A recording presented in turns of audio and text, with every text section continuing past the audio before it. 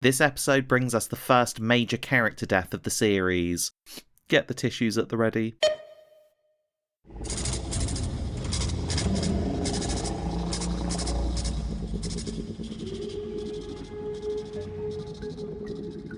Welcome to the Lost Explained episode guide, where we will be exploring and explaining the TV show Lost, episode by episode, mystery by mystery. This guide is spoiler heavy for the whole show, and is intended for those who already know the secrets of the island. Please help the channel by checking out the other videos in the episode guide playlist. The more views they get, the more chances I have of keeping this project going. Do No Harm is the 20th episode of Season 1 and the third Jack-centric instalment. This is easily the most emotionally charged episode of the season. Boone's life hangs by a thread, Claire goes into labour, and Jack faces the ultimate test of his role as leader and healer. Let's get into it. By this point in Season 1, Jack has been firmly established as the group's reluctant leader. He didn't ask for the role, but his competence and sense of duty have thrusted upon him. And after 20 episodes, the man feels more at home in the role, having dealt with crisis after crisis. However, all of that carefully constructed control is about to come crashing down. Do No Harm teaches him that being the leader doesn't mean you always win. Sometimes leadership means carrying the unbearable weight of failure alone. He walks among us, but he is not one of us. Something that Jack is going to have to start getting used to as he loses more battles throughout the series. I believe the writers' room wanted to make a statement with this episode, especially after the mid-season wobble they had with many of the plot resets that I've critiqued in episodes like Whatever the Case May Be and Homecoming. This time they want us to know that Lost will no longer be a show that retreats from consequences. There are going to be stakes in this story, and any character could die. Just because someone is listed in the main cast now doesn't mean their number won't get called later. The central on-island drama, of course, revolves around Boone's injuries and Jack's attempts to save him. Locke is currently missing in action, so Jack can't even interrogate the circumstances of this accident, and so is forced to try to figure out how best to treat his patient's wounds. These are some of the most gruelling scenes of injury detail we've seen so far in the show, once again demonstrating its chameleon-like ability to transform and transcend genres. This week, it's frantic medical drama. Up until now, Jack has been playing doctor in the wilderness, but in fairly limited ways, handing out pills for headaches, treating itchy rashes, managing asthma attacks, and, okay, plugging up the occasional knife wound. He's been more like the camp medic, not the surgeon, but here for the first time, he is stripped of all the tools and support that he would usually need to have in order to have a real chance at saving a life, relying only upon his own knowledge and ingenuity. He creates this makeshift battlefield surgery in the caves and hopes to keep Boone alive through sheer force of will, just as he successfully did with Charlie in All the Best Cowboys Have Daddy Issues. Unfortunately, what he's trying to do here is effectively impossible. You can see him pushing himself past the point of reason, whilst clinging on to the belief that he can fix everything. Sun takes on the role of his nurse, and we see how calm and steady she is in a crisis. I discussed this elsewhere in the Guide for Confidence Man, but Season 1 has been quietly establishing Sun as Jack's long-term assistant, yet for some reason the writers never really follow through on the idea after this, and Sun is rarely placed in such a position again, and this whole doctor-nurse dynamic they've got going on just fades away. And I think that's a real shame, as this could have broadened out some of Sun's on-island storylines. The first time I saw this episode, I remember thinking how brilliant it was that Claire goes into labour at the same time as another emergency. I honestly never saw that coming. It kind of felt like a foregone conclusion from the start of the pilot that Jack would deliver this baby. Claire may have been unlucky enough to crash on an island whilst 8 months pregnant, but by jingo, she was lucky that she crashed there with a qualified surgeon. However, when the day finally comes for the baby to drop, Jack is in an impossible surgery elsewhere, and it falls to Kate to deliver the baby. And I absolutely love the subversion on that. It's such a dramatically clever choice, one that very much defines Lost. The story will often indicate that it's going to take a right turn, only to then suddenly jag left. This is one of the more elegant examples of that. Even making Jin the only one within earshot to hear Kate and Claire's cry for help is inspired, which complicates an already complicated dilemma even further, since Jin can barely say 2 words of English. And it helps to provide us with one of my favourite scenes in the episode, when Jin comes storming into the caves in the hopes of locating Jack, only to find the Doctor indisposed, and his wife, who he hasn't spoken to in days, being the only one capable of translating for him. It's this really intense and awkward moment, and it puts Jin and Sun in an urgent situation through which they must set aside their own personal problems for the health and safety of the group. This is great writing. Shout out to one-time Lost episode writer Janet Tamaro, I think I'm saying that right, who seems to have mostly written for procedural dramas elsewhere. There are several one-and-done writers who worked on Lost over the years and for whatever reasons didn't continue on. She's one of them. So, while Sun is acting as Jack's nurse, Jin gets shunted off into this parallel storyline and becomes something of an orderly for Claire. The Korean couple are currently separated, yet each one is playing a role in sustaining life in some way. Sun fighting alongside Jack to save Boone, Jin helping bring Claire's baby into the world, both at opposite ends of the life and death equation. Jin being present for the birth is actually a nice payoff to that scene from the pilot in which he served Claire some sea urchin, which kickstarted some baby activity for the first time since the crash. There's this really wonderful moment where Claire starts talking to Jin about her fears, like he understands her, and indeed he does. Some feelings don't need translation. And I also like Jin's little head shake to Charlie later on about getting too close and involved, silently but effectively signalling to the rock star that some distance and dignity are needed right now, which is a lesson that Jin himself is relearning, and a lesson that Charlie will take a whole other season to learn for himself. Now, Kate delivering Aaron is a defining moment that bonds her to Claire forever, not just in this life, but also into the next life. From this point on, Kate is tethered to both mother and child in ways that ripple across the series. She becomes Claire's defender throughout season 2, then she becomes Aaron's surrogate mother in seasons 4 and 5, through which she carries the guilt of raising him off-island. And then it is this bond with Claire that drives her to do the one thing she doesn't want to do: go back to the island. Then, in the sideways of season 6, it's Aaron's birth that ultimately helps bring Claire and Kate back together for their awakening. And that all begins here, with Kate declaring, "You're not alone in this. We are all here for you.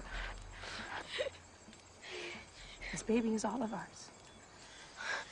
Oh, it's just such a beautiful moment between the two women as Charlie and Jin look on. Aaron's birth also cements a connection that transcends time and space, and whenever I revisit this episode, I'm always reminded that somewhere out there in the trees, hidden just off to the side, is a time-travelling Sawyer watching it all play out, the future bleeding into the past in that uniquely Lostian way.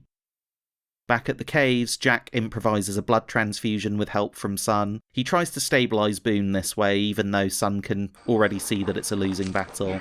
What are you doing? You've given him enough. Boone's crushed leg and internal bleeding are beyond anything that can be fixed out here. Maybe if they'd already discovered the staff station in the jungle, something could have been done, but at this point, they're on their own.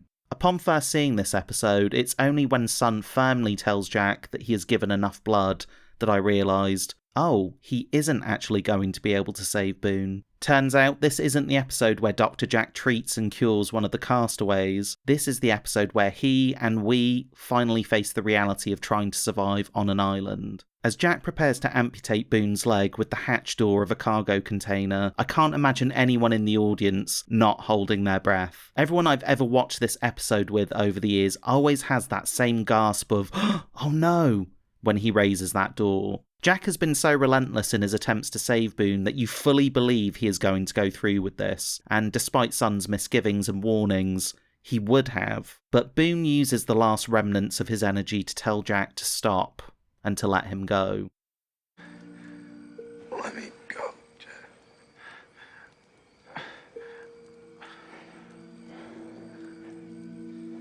Boone passes away shortly after this, unable to hold on any longer. His last words are, Tell Sharon. Tell her. It's unclear if he is simply asking Jack to tell Shannon what happened, or if he had more to say. We can assume the rest of that sentence might have been, "Tell Shannon I love her," which of course he does, perhaps in more ways than one. Shannon is currently on a romantic overnight with Saeed, totally unaware that her stepbrother, whom she has known for her whole life, is dying, and this brings to an end their relationship, while also fueling Shannon's remaining story arc for the rest of the season and into next. So why Boone? Why him?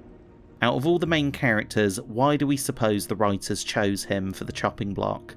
Well, to me, it's a no-brainer. I know there are a lot of Boone fans out there, but he has generally been the weakest link in terms of dramatic potential. As one of the younger characters, the guy had very little backstory to mine, and his biggest character issue had already been resolved. Claire has the baby, Charlie has the drug habit, even Shannon has been paired off with Saeed, with some more character development to come. So if I had to make the same choice as the writers, I too would have chosen Boone to be the first major character death. Damon Lindelof explained his thinking about this to Vox. "We knew that there would be a finite amount of Boone flashback stories just because of the character's age. And we knew we actually wanted to kill somebody several hours before the finale because it will help ramp up the tension between the characters that we need to ramp up between. And so the question started becoming whose death will start to kind of solidify this Locke versus Jack trajectory that the show has been dialing up over the course of the first season of the show. And the answer very quickly became Boone. I think that we sort of had a sense that it was going to be Boone before All the Best Cowboys Have Daddy Issues, which is when the hatch is actually discovered by Boone and Locke. But we wanted to do an Abraham and Isaac story where Locke is Abraham and he's been asked by the island, which is a proxy for God, to basically sacrifice Boone. And so we needed to start to build the relationship between Locke and Boone and then have Boone die, even though Locke is not literally sacrificing him. The greatest scene of this episode is entirely wordless, the kind of thing only a visual medium can really pull off. Claire and Kate emerge onto the beach with the newborn baby cradled in his mother's arms, as this group of survivors gather around to greet him for the first time. The elation and joy on everyone's faces always deeply moves me. Aaron's birth is the true birth of our Losties as a surrogate family, and although not yet named, the baby represents hope of a new beginning and a future for our castaways. And just as this celebration of new life unfolds, we are reminded that you cannot have life without death. This moment right here as Jack plods over to Saeed and Shannon to deliver the tragic news, something he has no doubt had to do many times before in his career, only never to people he had come to know so well beforehand, is just so heartbreaking to watch. It is what Lost does better than any other story in my opinion. This island is a place where both life and death are held in balance, literally, thematically, and metaphysically. No other scene in the show has ever demonstrated that quite so beautifully and tragically. Matthew Fox's brilliant and emotionally exhausted performance is the lightning rod here. You really feel every ounce of Jack's desperation bleeding through. Fox does a fantastic job of selling the physical and mental toll of this situation. He's effectively in surgery all day and night here, running on emotional autopilot, which prevents him from seeing the situation more clearly.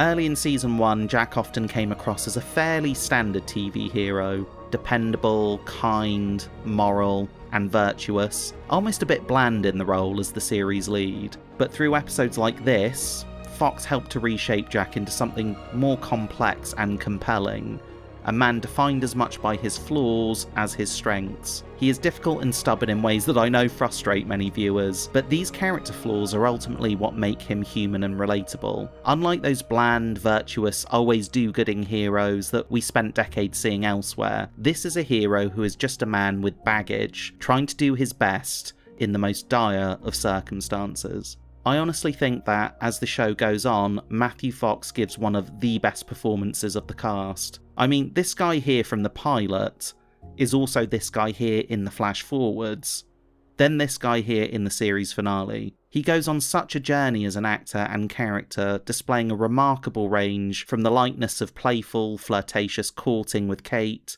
to the despairing depths of depression and addiction. If there is a slight weakness to the episode, it comes in the flashbacks that revolve around Jack's marriage to Sarah. Now, it's not because they aren't well written or performed, they absolutely are, it's just that they feel dramatically inert compared to what is happening on the island, where the brutal high stakes are a matter of literal survival. Whereas navel-gazing over writing your vows the night before a wedding to a beautiful woman hardly feels like much of a problem to me. And this whole backstory is really just set up for material that can be mined in year 2 when it comes to Jack flashback storylines. The only place where there is resonance between the storylines of the past and the present is in the rich themes, which I'll get to in the constants and variables section. Sarah, played by Julie Bowen, is introduced to us here and will become a recurring character over the next several seasons in Jack's backstory. Her character's impact on the Good Doctor is significant. In fact, he's still not completely over her during his first months on the island, and we will see those emotional cracks appear when talking to Desmond, then again later with Juliet. For anyone who's never made the connection before, the best man helping Jack get ready for the big day is Mark Silverman, the boy whom Jack tried to save in the playground back in White Rabbit. I sometimes wish we could have gotten a little bit more about their friendship. When Jack's backstory wasn't dealing with his daddy issues, it would often focus on his romantic entanglements. There was definitely a best friend backstory in there somewhere. Bowen's performance always feels naturalistic and real as Sarah, although her material is much better in future episodes when she has conflicts and challenges with Jack. Here she is simply playing the bubbly bride-to-be. She's fun and sweet, there just isn't a lot of drama in watching their wedding jitters. I remember being really shocked the first time to find out that Jack was getting married, and that he had ever been married at all. We've watched Jack across 20 episodes now, and to not have known something so fundamental to his character felt a little bit jarring, although I suspect that was the point. Like the survivors themselves, we still don't know everything about these people and their pasts. There are a lot of secrets and surprises yet to be revealed. Kate actually experiences this firsthand when Juliet challenges her in season 3 over how much Kate really knows about this man. The big scene in the flashbacks of Do No Harm, and the one that truly pops, is Jack writing his vows, or rather failing to. He can't articulate why he's getting married. It's not because he doesn't love her, which I think everyone suspects upon first watch, and that he might even back out at the last minute at the altar. In truth, Jack married her because he saved her life and fixed her, and they trauma bonded, and he just couldn't let go of that connection. I think Jack feels an emptiness within himself, something that he tries to fill with a career, his relationships and conflicts, and maintaining control over his life, but none of that ever seems to work. It's Christian, of all people, who swoops in to help. This is a diamond of a scene with the father and son by the pool, because it is a rare moment of love and connection between them. Usually they are at loggerheads and fighting about something, yet here Jack seeks his father's advice. It's the closest we see them being together until the penultimate scene in the series finale. Now Christian tells Jack the following. Commitment is what makes you tick, Jack. The problem is, you're just not good at letting go. We'll talk about why this line is significant to the endgame of the series soon. However, Jack interprets his father's advice in his own way. Maybe he doesn't need to let go of Sarah, maybe he just needs to let go of his doubt. And he sort of improvises the vows, allowing his heart to guide him when he tells her, I didn't fix you.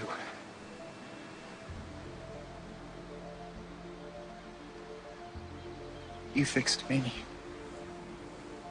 Look, it's a lovely moment for the happy couple, but yeah, she didn't fix you, bro. And this calls to mind a later scene in season 6 when Hurley asks Jack why he came back to the island, and Jack says, I came back here because I was broken.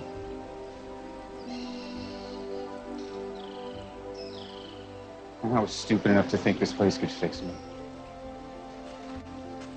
Jack is always trying to fix other people because he cannot fix himself. There is a void within him that can never be filled, not by his work or his relationships. He cannot find happiness with Sarah, just as he will not be able to find happiness with Kate, at least not in this life. That void within him is ultimately there so he could one day fix the island itself, in order to save the world by performing the ultimate surgery. Once he does that, that void within, that hole in his heart, is finally filled, by a literal cork, no less. which is why when he dies he seems at peace, because his purpose has been fulfilled. Before Boone died, he told Jack about the hatch, but didn't give enough context as to what they had been up to. So Jack, through his exhausted haze, misinterprets Boone's confession as an indictment against the mysterious Locke, who is currently nowhere to be found. This scene and Boone's death is the inflection point for these two characters, giving us the emotional setup for one of the show's most iconic and longest running character conflicts. So how ironic then that Jack invokes Locke's classic phrase, "Don't tell me what I can't do." You're not helping him. You can't save him, Jack.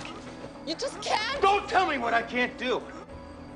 Maybe you've got more in common with the man of faith than you realise, Jack. The episode ends with Jack making a new vow to find John Locke and hold him accountable for Boone's murder. He didn't die. He was murdered. What? Jack, where are you going? Find John Locke. This is such a powerful stinger to have at the end, because unlike Jack, we know a little bit more about Locke and his motivations now, and the idea that these two guys are now on a path of collision creates one of the most tantalising cliffhangers of, I need to know what happens next.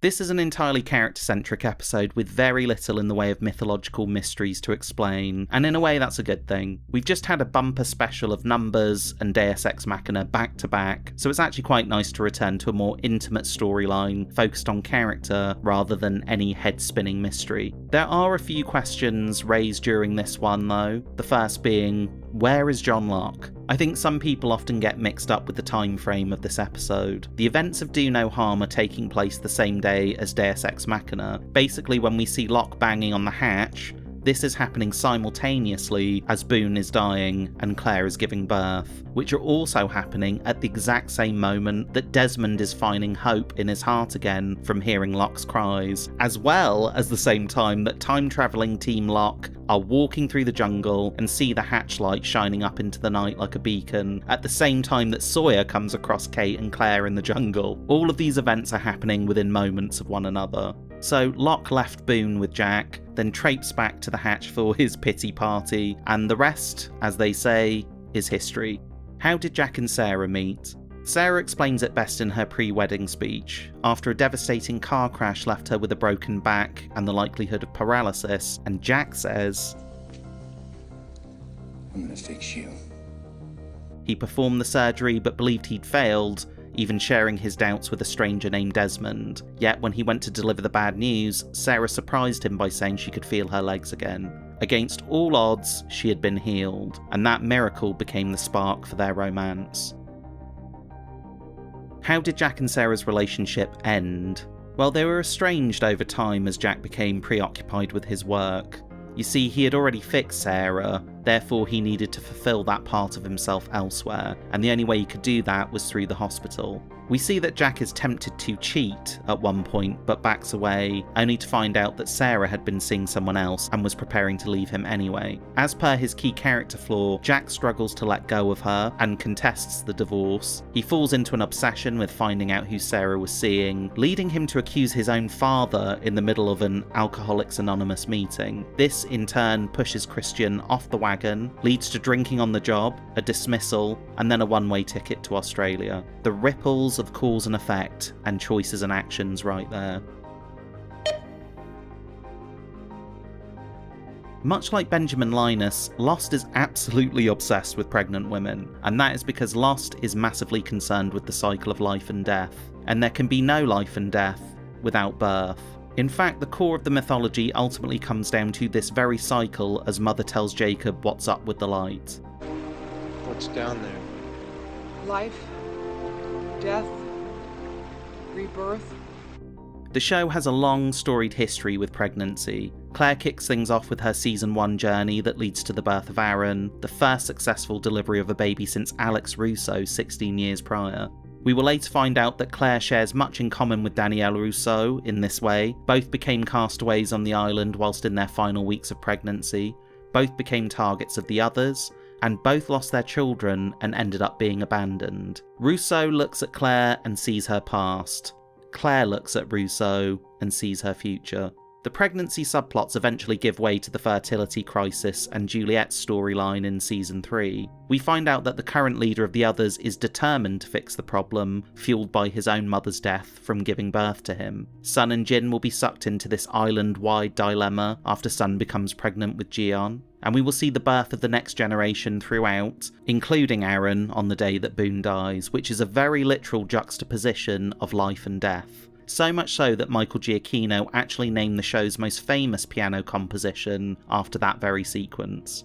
Multiple characters have important birth stories that are connected to the island mythology, involving significant parentage, such as Alex Russo being torn from her mother by Ben, Eloise Hawking carrying the doomed Daniel Faraday in her womb, a child whose path from cradle to grave is already set in stone before he is even born.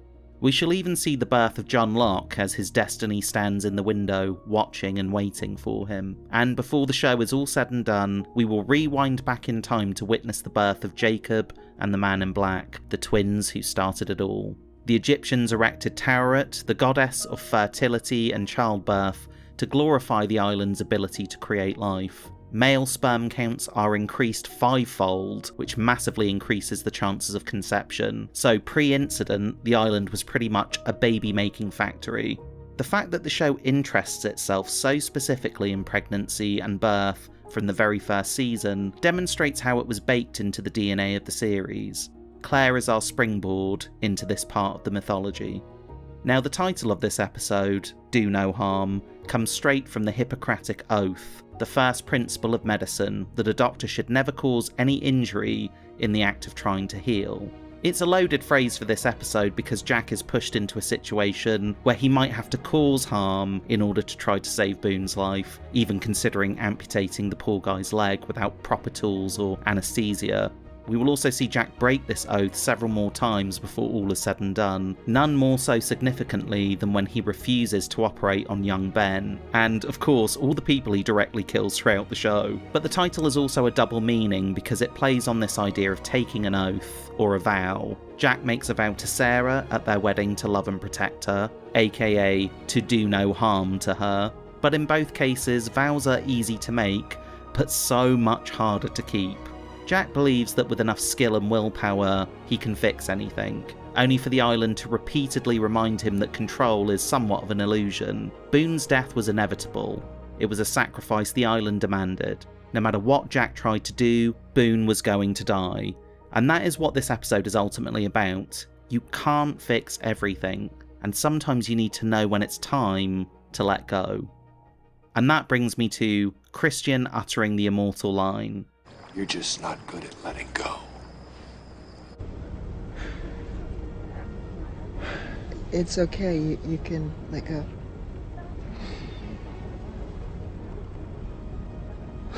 Letting go will become such a huge part of the Lost Universe that its importance cannot be overstated. Most memorably, it will be the defining feature and the primary operating principle of the Flash Sideways in Season 6. But what does this line actually mean, especially in the context of this episode and Jack's character arc?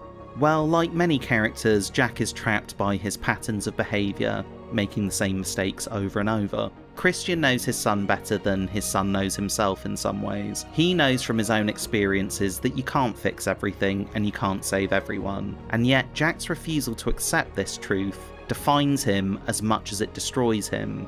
That is what Christian fears. Jack's inability to let go will eventually bring him misery and pain, whether from holding on to a relationship too long or holding on to a patient too long.